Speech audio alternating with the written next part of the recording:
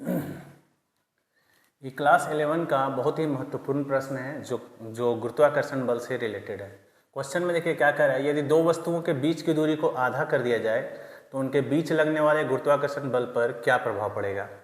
तो हम लोग इस न्यूमेरिकल को बनाने के लिए सबसे पहले हम मान लेंगे, ठीक है।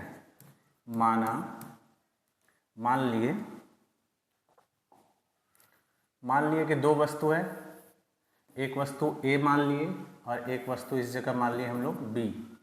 दोनों में से एक का द्रव्यमान m1 और दूसरे का m2 और दोनों के बीच का जो डिस्टेंस है वो डिस्टेंस r मान लिए।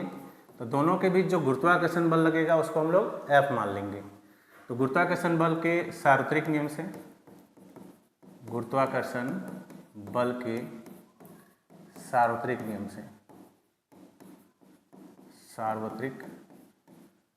से इस नियम से हम लोग फॉर्मूला जो पढ़े हैं F बराबर क्या पढ़े, G m1 m2 by r square. ये उसका हो गया गुरुत्वाकर्षण बल का सूत्र फॉर्मूला। अब क्वेश्चन में क्या कह रहा है, इसको हम लोग मान लेते हैं समीकरण फर्स्ट। क्वेश्चन में कह रहा है कि यदि दो वस्तुओं के बीच की दूरी को आधा कर दिया जाए तो उनके बीच लगने वाले गुरुत्वाकर्षण बल पर क्या प्रभाव पड़ेगा।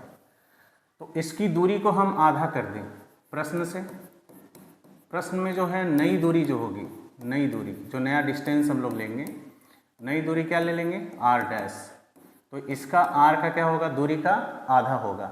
अब अगर हम गुरुत्वाकर्षण बल निकाल ले तो फॉर्मूला, द्रव्यमान में कुछ परिवर्तन नहीं किया गया है, द्रव्यमान को रहने देंगे। तो फॉर्मूला है G m1 m2 by r dash का स्क्वायर। ये नया बल, नई दूरी से नया बल निकाल रहे हैं। तो दूरी नया जो दूरी है r डैश है, r डैश का स्क्वायर लिखेंगे।